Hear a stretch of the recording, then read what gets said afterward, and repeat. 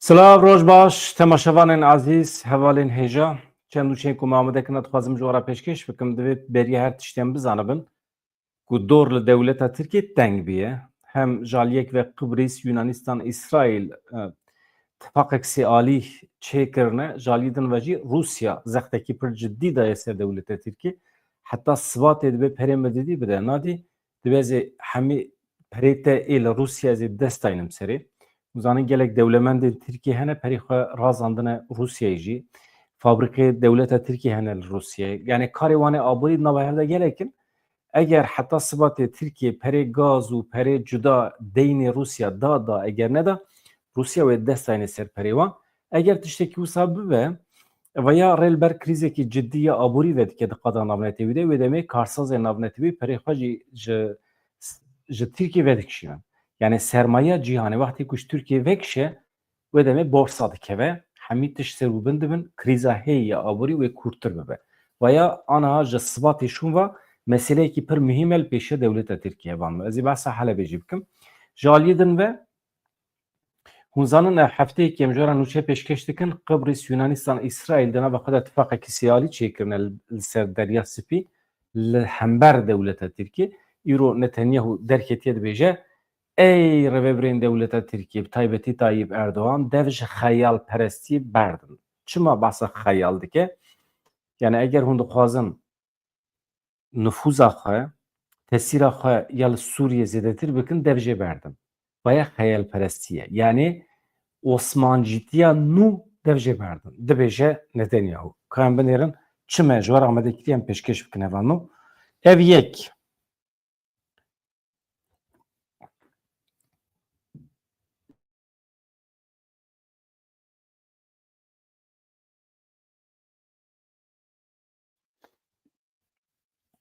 Em hema bi Helebê dest pê bikin evan nû. Ez pêşî vê bînim ser ekranê. Ez dikarim ji we re spas bikim mala we ava. Ji ber eleqeya we ya ji bo kanala me ji bo her tiştî. Ev sê çar me hen heqeten hûn bi me re ne. Çiwa ku we soz daye, çiwa ku me jî soz daye we em bi hev re ne. Li taxên Şêx Mehsûdê şefê yên Helebê ku piranî Kurd in, bi qasî 400,000 Kurd lê hene, tevî Ermen Sûriyan jî hene. Elektrîk, internet vê gavê bi temamî qut bûne, mazot tune ye ve sermayê zivistanê de çûn û hatin gelekî kêm e. Yani pêdiviyên jiyanî naçin nayên wan taxa. Li gorî çavkaniyên rêveberiya xwe ser piştî pevçûnên doh bi şevên di navbera hêzên ewlehiya navxweyî û hêzên dewleta Tirkiye, çeteyên dewleta Tirkiye de li ser her du taxan niha ambargo dorpêçekê pir ciddî heye. Hêzên hikûmetê vê gavê hewl didin kontrola wê dirê bixin destê xwe, kontrola wan taxên ereban. Lê em zanin çeteyên dewleta Tirkiye li wê derê rê nadin ku maddeyên xwarinê derbasî wan her du taxên Kurdan bibin. Nahêlin xelk ji ber wan her du ji wan her du taxan derkevin yan jî bikevine. Tenê heta niha rêyekî vekiriye, çavkaniya xwecihî didin zanîn ku piraniya rêyên li deverê aniha girtîne. Tenê rêya Eşrefiye Siryanê ji bo hatin û çûyînê vekiriye, ew jî dibin tedbîrên tund yên ewlekariyê de ye. Li gorî agahiyên rêveberiya Xweser, top ji derdora dadgeha leşkerî, polîsên leşkerî bi taybetî ji nav baregeha polîsên leşkerî ya Feydê hatine avêtin. Wekî din dûrahiya di navbera ciyê avêtina topan û malên ku bûne armanc 500 metre heye. Di encama topbaranê de jinekî jiyana xwe ji dest daye. Bar dikim derdora 55 salî ye. Erê. Asayîşa rêveberiya Xweser li ser meselê daxuyaniyekî daye. Ew jî çi ye hevan nû? Ev nûçiya li ser tifaqa siyalî gelekî giring e. û ya Rusyayê jî.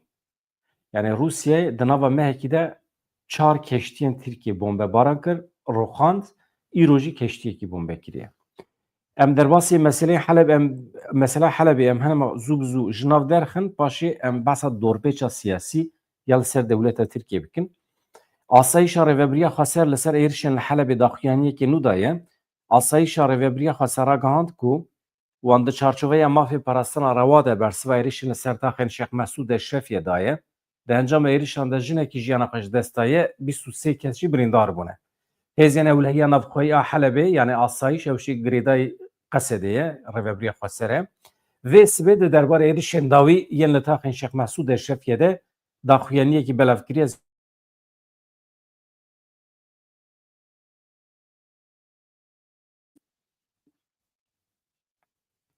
dibêje taxên Şêx Mesûd Eşrefiyê ev nêzîkî 4 mehin dibin dorpêçê de ye. Hem jî dorpêç ambargoyekî gelekî giran e. Komên girêdayî dewleta Tirkiye vê dorpêçê kontrol dikin. Gefeke rast li ser ewlehiyê li gorî daxuyaniyê hem wextê dorpêçî kiryarên provokatîv jî ên sorkirinê êlendî jî her du texan didomin. Armanca van kiryaran ew e me bikişînin nava rageşiyekî çekdarî. Ev jî gefeke rast li ser ewlehiya herêmê ye. Di demekî de ku hêzên me ji bo xurtkirina ewlehiyî û aştiyê kar dikin, ev kiryar di çarçoveya hewldanên binpêkirina agirbesta ku di navbera hêzên ewlehiya navxweyî û hikûmeta veguheziya Sûriyê de hatiye îmzekirin têne kirin. Me bersiva êrişan daye bi qasî xwe hêzên asayîşa Helebê tûjbariyên ku dibêjin ew bûne sedema pevçûnên dawî red dikin û wiha dibêjin. Hêzên me di çarçoveya mafê parastina rewa de bersiva jêderên êrişan dane, me bi xwe êrişê tu derekî nekiriye, me tenê bersiv daye. Tevî hewldanên me yên domdar yên ji bo aramkirina rewşî û pêşîgirtina li şer jî komên dijber ên girêdayî dewleta Tirkî ji çar aliyan ve êrişên berfireh li dijî taxên novborî kirine. Di wê encamê de hevanna rewş ber bi aloziyê ve çû do bişev di dawiya daxuyanî de tê bibîrxistin ku hêzên ewlehiya navxweyî ya Helebê ew hêzên girêdayî Kurdan e. Wextê hêzên navxweyî yani hêzên Kurdan. Dibêje em girêdayî agirbestê ne. Agirbesta ku yekî Nîsanê çêbûbû ew peymana wê demê. Lê eger gef li ser ewlehiya herêmê li ser silametiya xelkê çê bibe, em amade ne her cure bersivê bidin û müdafaa milletê xwe bikin. Em ê xebata xwe ya parastina ewlehiyê bidomînin. Em her tim hewla çareseriyên aştiyane bi rêya diyalog û lêhevatina bi hemû aliyên eleqedar re dikin, dibêje. Bilançoya şer heye hema bi du hevoka ji we re pêşkeş bikim. Ew jî ew e komên çekdarên hikûmeta Şamê hevanno di êrişê xwe de bûne sebeba birîndarkirina 23 kesan.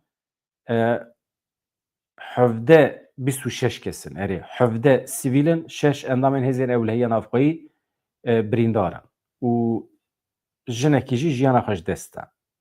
Bi vîya we 26 kes birîndar bûne do bişev. Ha ji aliyê wan muheqqeq kuştî birîndar hene lê ji ber ku agahî zelal ber destê ve tune em nikarin bêjin. Em tenê dikarin vê agahiyê bidin. Hin çeteyên dewleta Tirkiye dîl hatin girtin. Ji aliyê asayîşê ve. Lê derdorê me pir naxwazim vê meselê hinek eşkere bikin, em jî rêz nîşan didin. Lê tişta ku doh bişev du êvarê min ji we re pêşkeş kir me got çeteyên dewleta Tirkiyeyê yê ku êriş pêktînin hukmê colanî û artêşa colanî li ser Helebê tune ye waya hate piştrast di daxuyaniyên Rêveberiya Xweser de jî êdî merov dikare rastê van daxuyaniyên bi vî şeklî were. Colanî hikûmeta Şamê li Helebê ne bi tesîr e. Çeteyên dewleta Tirkiye li wê derê bi bandorin heta goh nadin colanî û artêşa colanî. Goh jî nadine. Tiştekî dijî em pê hesiyan e em dizanin Amerîka hêzên koalîsyonê ketine navberê zext li dewleta Tirkiyeyê kirine ku van çeteyê xwe bide rawestandin. Ji ber ku hikûmeta Şamê pir hewl daye nekariye agirbestê pêk bîne. Hêzên koalîsyonê ketine dewrê. Niha çeteyên dewleta Tirkiye çima şer dikin hevanno pêdiviya wan bi meaş heye. Dixwazin îspat bikin ku ew di nava şer dane li hember wan tehdîtekê ye ji bo ku bikaribin perê xwe ji dewleta Tirkiye bigirin. Niha em ji vê re dibêjin krîza şer hevanno. Wextê ku şer bisekine li devirekî vaya tê serê dewleta Tirkiye jî ez ê biborin.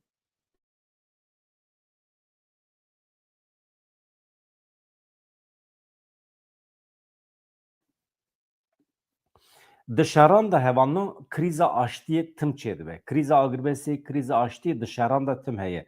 Ez ê carekî bi taybetî bernameyekê taybet li ser vê mijarê çê bikim. Niha tişta ku li Sûriye hatiye serê çeteyên dewleta Tirkiye bê kar dimînin, bê îş dimînin. Niha karê çeteyan çi ye? Karê ustayekî çi ye? Çêkirina xanî. Wextê ku karê wan ê xanî çêkirinê tune be usta dibe usta? Na. Usta wê demê çi dike? Di çeş xwe re karekî din peyda dike. Niha êvana çete ne. Karê wan şer e. Divê şer bikin, divê krîz derbikin. Li gorî menfaetên dewleta Tirkiye divê tev bigerin. Niha wextê ku li derekî agirbest çê bibe, şer bisekine pêdivî bi van çeteyan çênabe. Ev çete dî dest pê dikin di nava xwe de hev diçin. Problemê wan ê navxwayî çê dibe. Yani krîz derdikeve. Ev çete mecbûrin berê xwe bidin derekî ji bo bikaribin yeketiya xwe saz bikin. Li deverekî wextê êrişekî çêne be, tehdît tune be, hêzên herêmî dikevin nava nakokiyan û bi hev re li hemberî hev şer dikin. Kengê dema ku prensîp tune be. Mesela li rêveberiya Xweser Newsa ye. Ême li cem me Kurda prensîbek heye, dîsîplîna rêxistinê heye, pergalek heye. Ji ber vê ye em tim dibêjin vê pergala xwe, vê dîsîplîna xwe, rêxistinbûna xwe em tu cer wan de nekin. Wextê em wan de bikin firqiya me û çeta namîne. Dibe em aliyê xwe rêxistinî, etîk, dîsîplîn, ehlaqa xwe tim biparêzin, di demê agirbestê de jî em li hember hev şer nekin. Em bi hev nekevin. Hem di sazî xwe yên sivîl de hem di yê eskerî de. Niha çete li Sûriyê dest pêkirine li dijî hev şer dikin. Ji bo ku bikaribin aktîvtir bin êrişên ser Kurdan dikin. Ji wan re tehdît lazim e. Ji bo xwe serpiya bigirin. Di nava artêşa Tirkiye de jî eyn mesele heye. Rojekî din ez ê bernameyekî taybet li ser wê çê bikim. Yani hez heye hez. Bataklık hez. Ez jê re dibêjim em ê navê çawa lê bikin? Krîza hezê. Demekî şer bisekine ve çawa bibe? Eger şer bisekine artêşa Tirkiye dikeve nava tengasiyekê ciddî. Hevan no em bidomînin di mesela Helebê de Quvwetên Sûriye Demokratîk qesede îddiayên hikûmeta veguhez derewandin. Hikûmeta veguhez çima radbe îftira li qesedê dike û meselekî pir cuda ye. Belkî jî ew jî normal e. Belkî jî normal e. Binêrin hevan no. Qesede îddiayên medya û hikûmeta veguhez derewandin dibêjin qesede êriş biriye ser nexweşxaneya El Razî ya Helebê. Mesela qesede çima êrişê ser nexweşxanekî bike. Ne? Hêzên Sûriye Demokratîk qesede di derbarê îddiayên hikûmeta veguhez ya Sûriye û medya wê de ku dibêjin qesede êriş birine ser nexweşxaneya El Razî ya Helebê daxuyaniyekê taybet weşandiye. Dibêje hikûmeta Şamê bi rêya qaşo Meclîsa Helebê bi rêya medya xwe a fermî çîrokeke derewîn, çîrokeke çêkirî li ser topbarankirina nexweşxaneya El Razî ya Helebê diafirîne û belav dike. Bawekî eşkereyî rastiyan berova jî dike. Çima hikûmeta Demkiya Şamê pêdivî dimîne derewekî wisa bavê ceholê.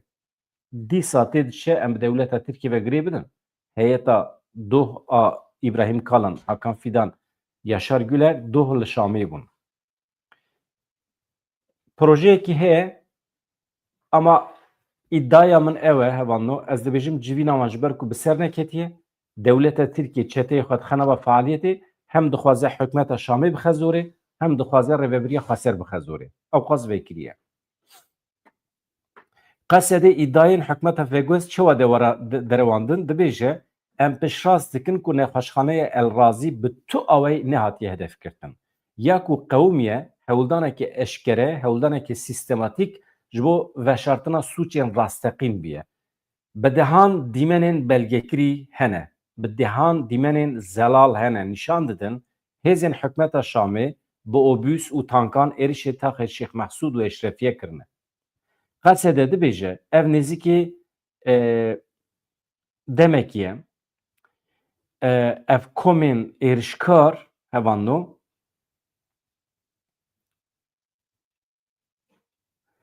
çawa dikarin derewam bikarin bizike ev nêzîkatî bêrêziya desthilatan ji rastiyê re bikaranîna derewan wekî amûreke siyasî ji bo rewakirina êrişa xwe eşkere dike. Qesedê destnîşan kir belgeyên meydanî îddiayên derew ên medyaya hikûmeta veguhez nîşan didin.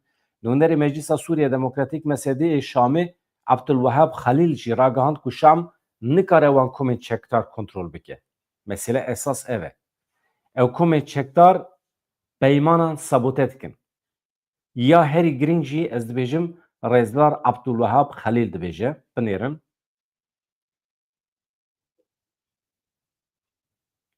Vaya mühim e. Şam nikare wan komên çekdar yên li Helebê kontrol bike.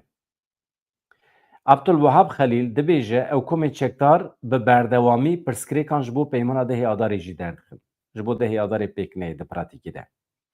Di vê naberê de ez hema cî bidim Mesedê jî ew jî Meclîsa Sûriya Demokratîk Mesedê ye ka ew bi kîjan çavî li meselê dinêrin. Erê. Dibêje ez bar dikim dîsa di vê çarçovê de ye. Ez meselê dubar nekim, ez derbasî meselê din bibim. Hevan na. Niha Abdulwehab Xelîl ji hikûmeta Sûriyê xwest girîngî bide danûstandina navbera Sûriyeyan. Destwerdana derve bandorê li ser danûstandinê dike dibe sedema derengketina peymanan, qesta Tirkiye dike. Lewma pêwîst e hikûmeta Şamê baweyekî Sûriyeyî danûstandina bikin. Ne ku dewleta Tirkiye were müdaxele bike. Lazim e baweyekî ku tenê berjiwendiya Sûriyeyan li ser masê were gotûbêjkirin. Li Bodrumê êrişî Amed Sporê kirin hevano. Ev mesele Helebê ez ê paşê ji we re pêşkêş bikim. Yani di nûçeyên şevê de jî ez ê werim ji we re ragihînim rewşa dawî. Anha hevano em berê xwe bidin dewleta Tirkiye, dorpêça li ser dewleta Tirkiye. Li navçeya Bodrumê a Muğlayê li Tirkiye êrişî alîgirê Amed Sporê hate kirin. Di encamê de alîgirên jin birîndar bûn. Amed Spor doh di hefteya hevdan a Lîga Yekemîn ya Trendyolê de bû mîvanê Bodrum Sporê maç 0-0 bi dawî bû. Beriya destpêkirina maça Amed Sporê û Bodrum Sporê alîgirên tîma Xwediyê malê bi keviran êrişî alîgirên Amed Sporê kirin. Di wê êrişî de Gulîzar Özdemîr a ku ji Aydinê ji bo piştgiriya Amed Sporê çûbû wê derê ji serê xwe birîndar bû. Piştî maçê jî êrişî alîgirên Amed Sporê kirin. Erebê wan wesayetê wan dan berkeviran. Otobüsa alîgirên Sporê gelek zirar dît. Camê wê şikestin. Serokê Amed Sporê Nahit Eren li ser hesabê xwe Twitterê yê X'ê bi peyamekî êriş şermezar kir, daxwaza tedbîrên pêwîst û tespîtkirina êriş karan kir. Nahit Eren her wiha ragihand ku rewşa Gulîzarê baş e, piştî tedaviya li nexweşxanê çûye mala xwe. Alîgirên Amed Sporê gelek caran li maçên derveyê Amedê rastî êrişên nijadperestî û devkiyên tirkantên pir caran temaşekirina maçan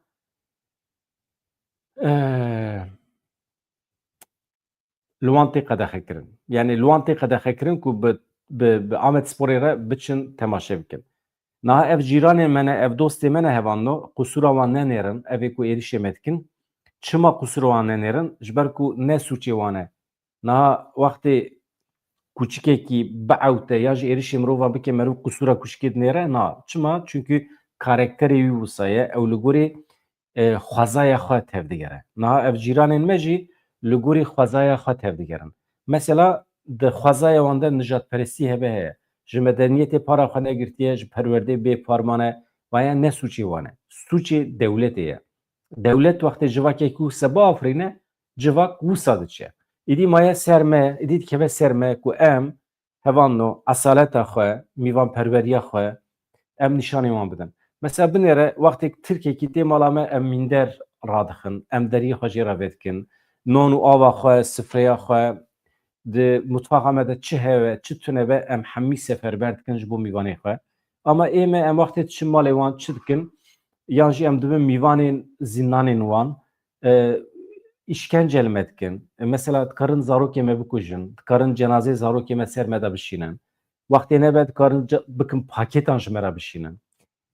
Vaya hevano tarîfa wî tune ye. Vaya şansê me ye. Vaya bextê me ye. Em li coğrafyayekî wisa dijîn, em bi wan re bûne cîran. Wana cîranê me ne. Niha wextê ku tu herî bi hovan re bibî cîran, çare te tune ye. Ya dibê tu wana kedî bikî cîranê xwe, nav wî jî entegrasyon e. Yan dibê tu wana entegrê jiyana normal bikî, yan jî divê tu ji wan biqetî û tu ewek dayînî. Cağekî dayînî. وکی حیوانات bahçesi ji bo tu bixwe biparîzî ji wan. Yani çare wî tune ye. Çünkü hovîtî hevan no, hovîtî karakterê heywanên ku nekedî bûne. Heywanên ku kedî nebûne, em jê re dibêjin hov. Heywanên ku kedî bûne, mesela êrişî mirovan nakin, ew êdî kedîkirî ne. Niha ême bi cîranê me re heqeten ez heneka nakim û heqeten ez heqaret li tu însanekî, li tu milletekî nakim. Rastî nakim. Xortên Tirkan werin Amedê bibin mîvanê me, em deriyê xwe vedikin, em mînder radixin û em xew dikin xew. Xortê me wextê dibin mîvanên bajarên Tirkiye yan jî dikevin zindanên Tirkiye, cenazê wan di ser me de tên. Bibêjin erê. Bibêjin erê. Ême em Musa ne. Em Musa ne. Em baş e ez roj tê em ê civaka Kurdan jî rexne bikin elbet. Di mesela maf, heq falan wekhevî hûn wextê hemî bidin berçav hûn ê fehm bikin ez dixwazim çi bibêjim. Yani ez heqaret nakim.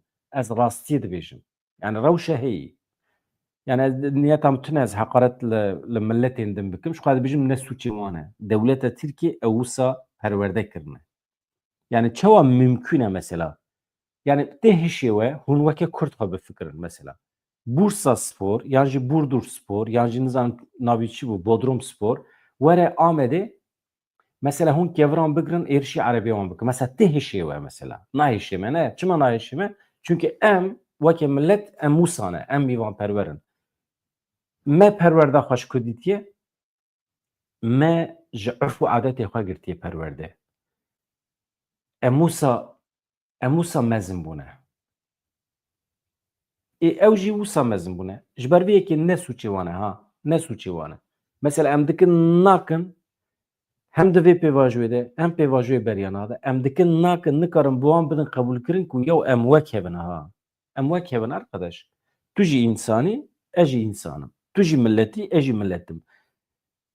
Tu nikarî ji me re bêjî li gorî yasayan tev bigere. Mesela yasayan bi xwe çê dikin ama pêkanîna yasayan jî dikin para me. Ez yasaya çê bikim, tu pêk bîne, dibe na. Dibe ez yasaya çê dikim, ez kanûna çê dikim, tu jî pêk bîne. Mesela vaya faşizme, vaya zulme, vaya heqarete li insana, vaya înkarkirina milletekî ye. Yani tu nikarî yasa, kanûna çê bikî û bi min jî bidî pêkanîn. Na. Ya em bi hev re çê dikin, em bi hev re pêk dînin. Ya jî herkes yasayê xwe, kanûnê xwe çê dike û pêk dîne. Ev wisa ye, adet wisa ye. Adetê dunyayê, adetê mirovahiyê, adetê medeniyetê wisa ye. Ji ber vê yekê hevano entegrasyon tiştekî pir mühim e ji bo civakên hov. Entegrasyon mühim e. Baş e? Ama ez meselaya xwe entegrasyonê çawa formüle dikim? Bêderekî bifikirin, zemînekî bifikirin, navî wî entegrasyon yani medeniyet herkes tê wê derê medenî dibe. Hevan ez hema zû bi zû vê jî ji we re bixwînim. Endama Heyeta İmralî Mithat Sancar.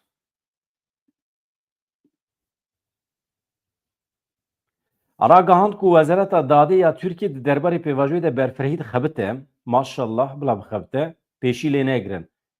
Yılmaz Tunç dixebite, pêşî lê negirin. Heta ku diçe nizanim. Heyeta İmraliya Dem Partiye îro çûye serdana Wezîrê Dadeyê Tirkiye Yılmaz Tunç ecayîb dixebite. Xwe mev kir mêrik. Endama Heyeta İmralî Mithat Sancar piştî civînê daxuyaniyek da diyar kir ku li gel pirsgirêkên girtiyên nexweş gavên hukûqî yên pêwîstiyên ji bo pêvajoyê aştî guftûgû kirine, hebatên wezaretê jî di vî warî de hene. Ev sal û sê mehin em dikin nakin nexweşekî me ji hepsê nayê berdan. Mithat Sancar di derbarê naveroka civînê de ev agahî dan, me pirsgirêkên dad, hukûqê yên di rojevê de nirxandine, bêguman me li ser serarastkirinê hukûqî yên girêdayî pêvajoya ku dimeşe jî me daye standiye. Me hem di derbarê amedekariyên wan da agahî wergirtin, yê Wezareta Dadê, hem jî me agahî daye wan. Sancar destnîşan kir ku aştî tenê bi dadmendiyê pêk nayê. Yani jî tenê bi dadmendiyê pêk tê. eri tene be adalete pekte. Sancar dibêje aştî tene ancak be adaleteki vekhev mümküne. Aştî tene li ser bengeha dadê bi garantiya hukukê dikare mayînde bibe. Birêz wezîr ekîba wî dibêjin ji vî aliyê ve rol berpirsiyerêkê giringî dikeve ser milê Wezareta Dadê. Ew di ferqa vê yekê de ne rast e, di gelek mijaran de dibe xebatê me hene. Xebatê Wezareta Dadê a Tirkiye gelek hene lê em nabînin. Bawer dikim ew tariyê de dixebitin hê em nabînin. Wekî din Kurtulmuş heye, ew jî ka çi dibêje. Numan Kurtulmuş serokê Parlamentoya Tirkiye heyeta İmraliyê pêşwazî kir.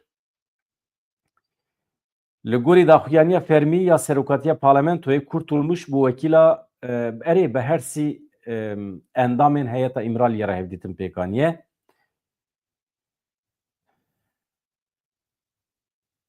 Çil deqe dewam kiriye. Piştî hevdîtinê Mithat Sancar dibêje wan civîneke dilpak berhemdar çêkirine bi Kurtulmuş re. Ji xwe ev salekê em eynî tiştê dibîsin. Tim berhemdar e, erê, tim dilpak e, maşallah. Bixêr be, hakikaten bixêr be. Em dixwazin di rastiyê de jî bibînin. Pêdivî bi piştgiriya civakî heye, lê garantiyên yasayî tenê bi vê pêvajoyê sînordar nenin ji bo hemû civakê lazim e. Ne tenê vê pêvajoyê divê ji bo hemî civakê em bifikirin. Sîstemeke yasayî ya dadmend û wekhev pêkanîna hukukê ji bo ku aştiya civakî li tevahiya welêt pêk were dibe gelekî giring e. Heman ez dixwazim werim ser mijara me. Ev mesela pêvajoyê wê bidome, yani ez xweşbînim di mesela pêvajoyê de. Devleta Tirkiye ketiye nava krizekî ciddî. Yani artêşa Tirkiye jî aniha xwe dubare dike. Ketiye nava krîza aştiyê. Ji ber ku xwe ji bo şer û operasyonan hazir kiribû. Aniha ji ber ku êdî şer û operasyon tune ne, aniha sekiniye. Waxtê bisekine genî dibe. Problem e. Hûn bala xwe bidinê, sivê dûsbe di nava artêşa Tirkiyeyê çetecîtî dest pê dike. Mafya, kültüra mafya dikeve nava artêşa Tirkiye hûn ê bibînin. Demên pêş me de. Eger pêvajo çi qas dirêj bajo, rizîbûna da nava artêşa Tirkiye de ew qas xwe dide der. Netanyahu dibêje ji bo Tirkiye xeyalên împaratoriyê ji bîr bikin.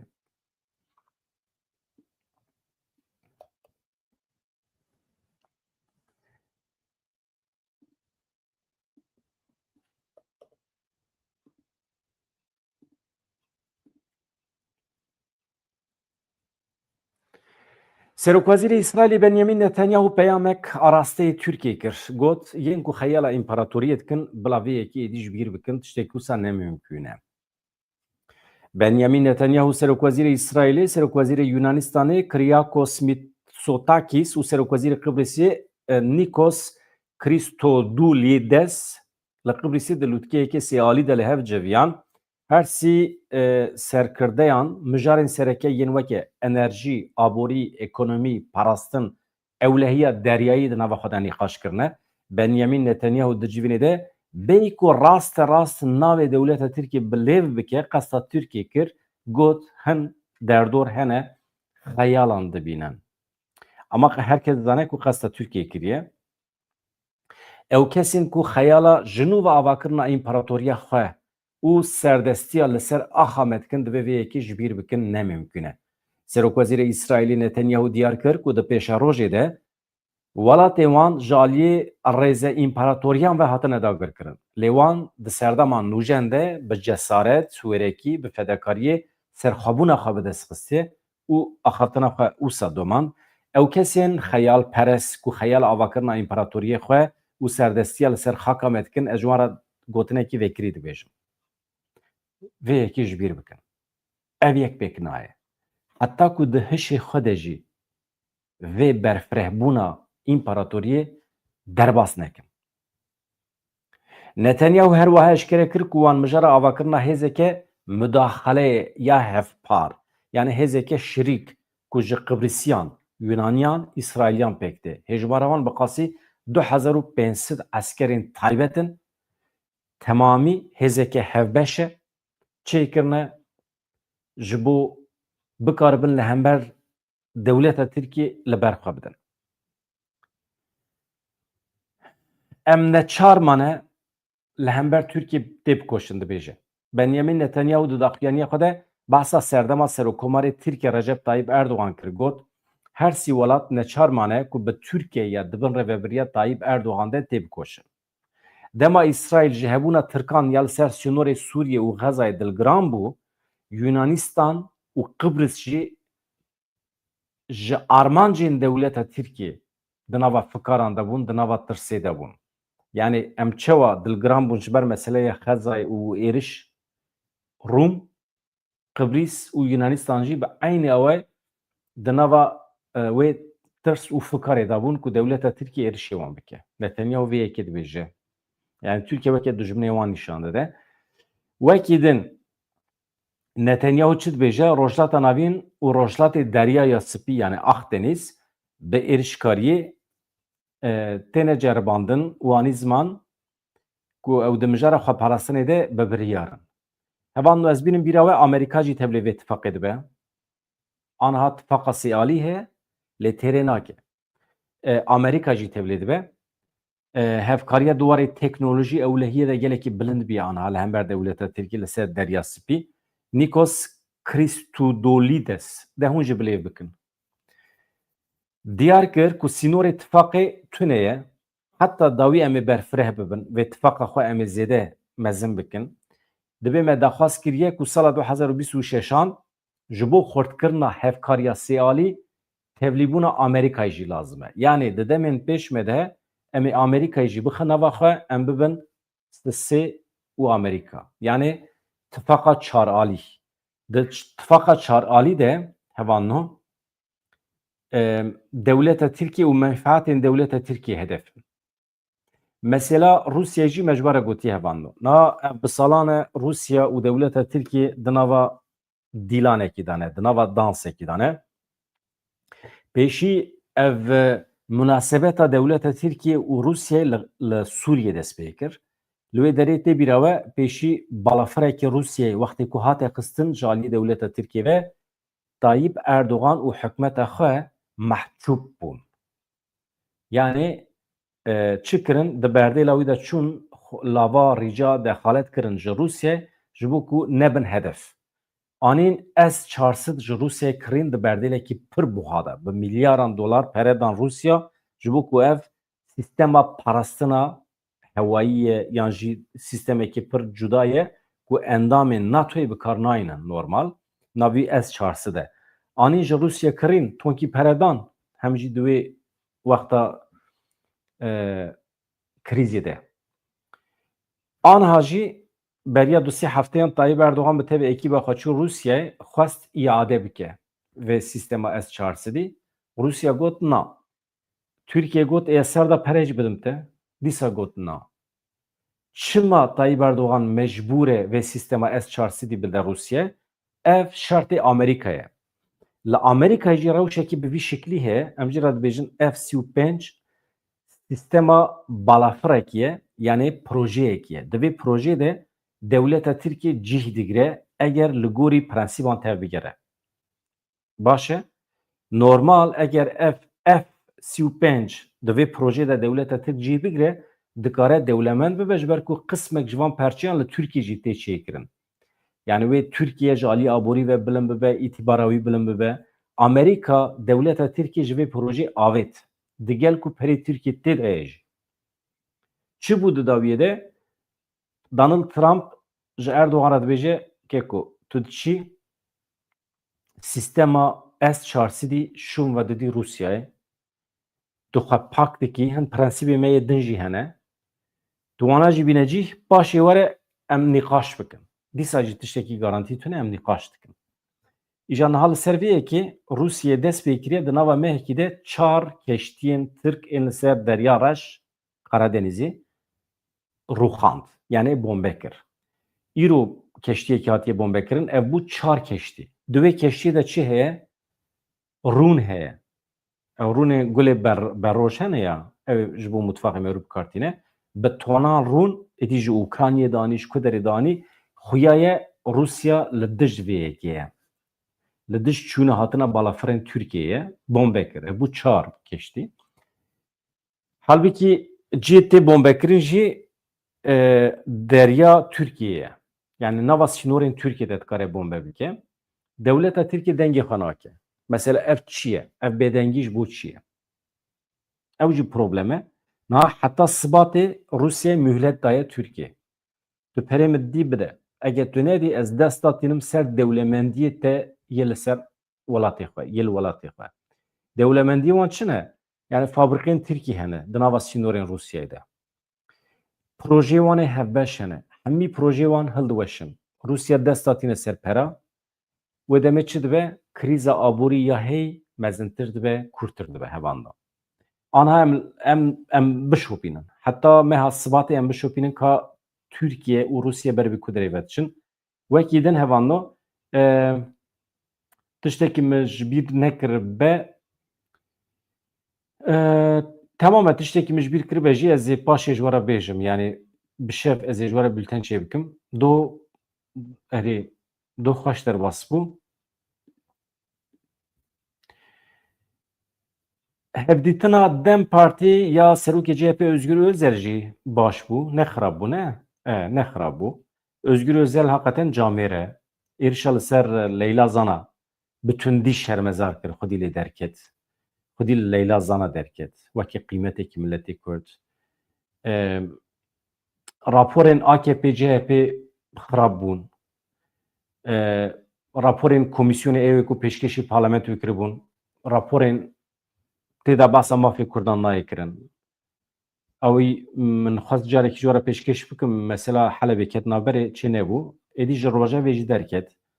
Niha li Sûriyê projeyekî heye didome. Projeya pêkanîna peymana dehê adarê heye didome. AKP niha dîsa xwe dibe tîne dibe qesê de bila bi lez peymana dehê adarê pêk bîne. Lê naxwazin wekî komî tevlî bibin.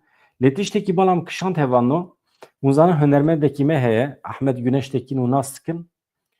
Ahmed Güneş Tekin camêr derket. Heqareta li Leyla Zana şermezar kir. Dibe heqareta li Leyla Zana li milletekî ye. Bes heman nûçeya ji we re bixwînim. Ez hûn Ahmed Güneş Tekin nas dikin ne? Ez fotoğrafê bînim ser ekranê. Yani ez bar dikim û nas dikin. Herkes nas dike. Ew wisa bikim. Hunera wî hunerek balkêş e. Deqekî. Ez hema aviya bînim ser ekranê. Resmên mezin çê dike. Ê piçûk çê nake. Ez hema çima mühîm e wextê ku mesele dibe dawa Kurd Ahmed Güneş Tekin daxuyanî xwe dide. Piştgirî dide Dawdoza Kurd. û ez jî ji hunermenda hez dikim û zanin huner li ku derê hebe xirabî ji wê derê derreve. Hûn timî çiqa ji destê we tê hunermendê xwe biparêzin. Hunermendê xwe hez bikin. Cî huner lê xirabî çê nabe. Hunermend Ahmed Güneş Tekin ez vê jî bînim ser ekranê. Pardon. Hema hatim. Tamam e.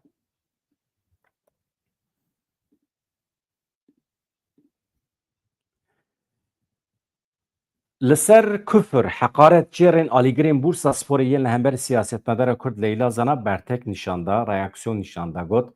Hekareta li wê hatiye kirin ne li kesekî ye, li jinekî, li gelekî ye, li milletekî ye, li rûmeta mirovayiyê ye ew hekaret. Hunermend Ahmed Güneş Tekin diyar kir ku Leyla Zana ji bo Kurdan tenê navek nine. Sembola zimanekî ye ku hatiye înkar kirin. Leyla Zana hafızayeke ku berdêl da ye. Daxife. Güneş Tekin balkişan ser normalkirina heqaretan got hestên nefretê tu car têr nabe. Ji ber vê yekê divê li dijî wê tim şer were kirin. Li hember hest ew hîsên kîn û nefretê divê merov tim mücadele bike. Parvekirina Ahmed Güneş Tekin heye bi vî şeklî ez hema ji we re bixwînim. Leyla Zana ji bo Kurdan tenê navek nine. Sembola zimanekî ye ku hatiye înkar kirin. Leyla Zana hafızeyeke ku berdêl da ye, daxif ye. Ne tenê ji bo Kurdan ji bo her kesê xwedî wîjdan. Ji bo her kesê xwedî hestên mirovî divê Leyla Zana wekî jinekê aştiye ya girîng were dîtin. Heqareta li Leyla Zanay hatiye kirin ne tenê li kesekî li jinekî ye, li milletekî ye, li gelekî ye, li rûmeta mirovahiyê hatiye kirin ev heqaret. Li tribûnên futbolê hedefgirtina jinekî ne bi sporê, ne bi fikrê, ne jî bi hezkirina welêt dikare were ravekirin. Ev normalizêkirina nefretê ye. Eger mirov erê bike, mirov dengê xwe dernexe, mixabin ev zimanê ku li tribûnan bilind dibe, bi bêdengiyê, bi çepikan hate rewakirin. Ya ku di vê derê de tale bi êşe çi ye? Hin siyasetmedar li şûna ku vê şermezar bikin, radibin piştgirî didinê van çêr û heqaretan. Ez vê şermê qebûl nakim. Tucar. Güneş Tekin di dawiya peyama xwe de helwesta xwe bi zelalî nîşan da. Çi got? Heqaret ne fikir e. Yani fikir raman nine heqaret. Nijadperestî ne siyaset e. Nefret qet ne cesaret e. İro li Leyla Zanê, sibê li jinekê din. Çimkî nefret tucar têr nabe. Ez vê zimanê red dikim. Ez vê şermê qebûl nakim. Mirovahî ne li tribûnê, di wîjdanê de tê qezenşkirin, dibêje Ahmed Güneş Tekin. Hevan mala wê ava her hebin ez hema awisa bikim bi xatirê we silav rêz.